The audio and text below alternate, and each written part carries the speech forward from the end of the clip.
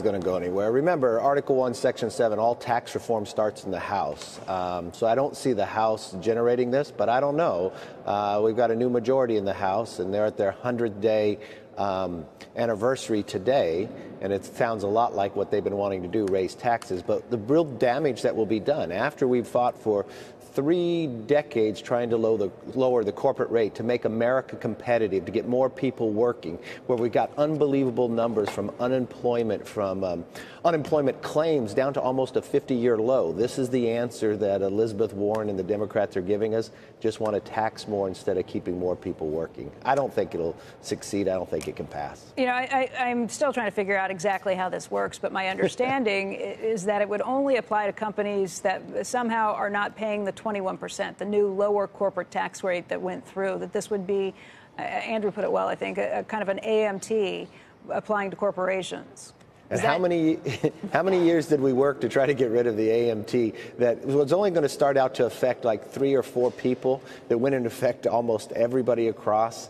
We took us many decades to get rid of that. But all she wants to do is go after the companies that are creating jobs. Remember, corporations don't pay taxes. People pay taxes. If corporations are lowering their tax rate, so we were the least competitive, now we're the most competitive, what it means corporations are spending the money in R&D or paying salaries and others. I think she just has a tough understanding of economics on a basic level. And then I think it's just a play that her presidential campaign is not going well. If you look at her first quarter, it did not go well. I don't think she's going to be able to stay in this race even. And so she's throwing anything up she can. And just as her beer commercial or whatever she did, I don't think this will work either. But that was just like President Obama's "You didn't build that" speech. I was, wasn't it? I was listening to it. It was identical. It really was. I don't know.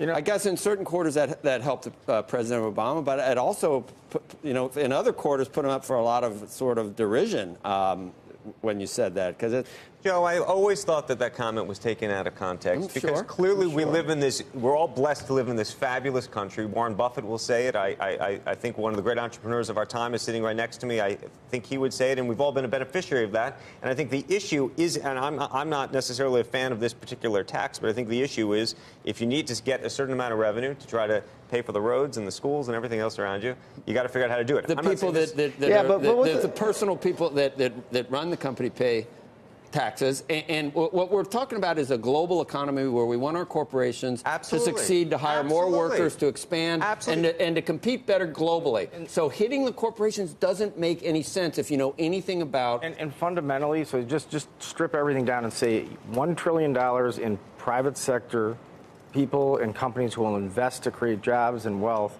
or $1 trillion, that same $1 trillion with the United States federal government.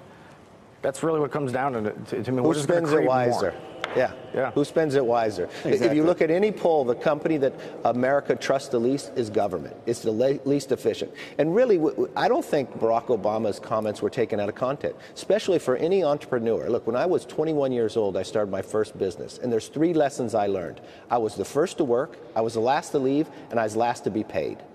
I think any entrepreneur that worked and put the sweat in to create a job, they understand, they put a lot of work into this. Yes, they're very thankful. They understand living in America gave them that opportunity. But the idea to say you did not create this business, I think goes to the foundation of what entrepreneurships understand. And I don't think he was taken out of context. And I think that's why he got blowback.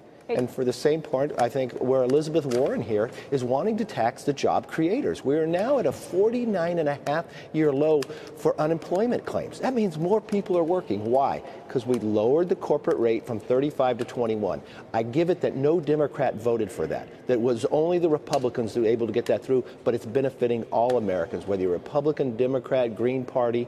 It is making America stronger. And as we add $1 trillion to our debt, that's the other side of this. That's the other side of the equation, leader. You understand the greatest addition to debt is the mandatory spending on the entitlements going forward. You understand that that's every day 10,000 people qualify. And it'll happen that way for the next 16 years. And on both sides of the aisle, we have not been able to solve added that. Just with Medicaid. Correct. But you know, in the House last term, We actually tried to make reform to that. We lost by a vote in the Senate.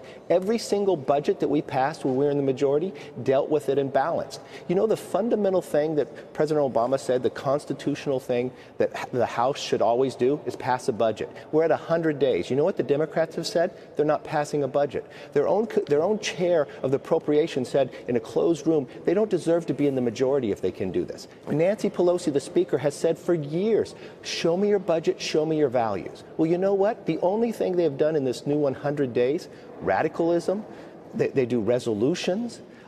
If they 20% of the time is spent on resolution, not on bills. Imagine if we spent 20% of our time on lowering the premium or going after the deficit or putting in infrastructure. We would be stronger. Leader. But I think America does deserve better. You know, I think that when somebody who's running for president says, I want to add $1 trillion tax and doesn't say at least at minimum what it's going to be directed to specifically versus, you know, just raise it for the general They don't have fund. They never outline how they're going to use the pool that they raise from the rich. Yeah. Sometimes it looks like a cap on the rich rather than trying to raise up the people on the bottom. Can I say one other thing? And when they say, you know, this fair share argument that they use, do you know what 1% of the top 1% of 40%? It's 47 or 8% now. I was going to say, federal tax receipts. You, I think through Quicken Loans, but maybe through Rock Ventures too, are the largest taxpayer in the city of Detroit. Yeah, I'm sure. Yep. And you have, I think, 17,000 people in Detroit, but 30,000 people more broadly. What would a tax like this mean? Would it change your business at all? I don't. Like you said earlier, I don't totally understand what it is. Where it sounds like it's almost like a casino tax, like off the top of revenue. It sounds like, but I don't know if that's it. I can't tell. I don't quite get it. Hey, Leader, while we have you, can I just pivot the conversation? I wanted to get your thoughts on Stephen Moore and his Federal Reserve nomination as a governor. I don't know if you saw, there's a viral video going around from last night. He was on with Aaron Burnett on CNN where he got trapped into, I don't know, I want to say trapped, but he basically was seen effectively lying. He went on television, said that he wasn't for the gold standard, and then she showed 5 clips where he was for the gold standard. I mean, it was almost embarrassing. Well, I'm sorry, I have not seen that video, but what happens anytime somebody is up for a nomination, they'll go through a hearing, and I think those are the times that you can ask the questions and actually get an answer going through, and the Senate will have a confirmation. But I know Stephen Moore. Do you believe he's qualified to be on the board of the Fed? I think he is qualified to be on the board of the Fed, but I don't have a vote in that. The Senate will. But anytime that somebody is qualified, you also have to go through a hearing. Just because you're qualified does not mean you're going to make it. But if the question is he qualified, yes, he is qualified. What about Herman Cain? I don't know that Herman Cain's going to continue moving forward. I know Herman Cain. The Senate, I understand that he probably does not have the votes as today, and he probably will pull back from that nomination.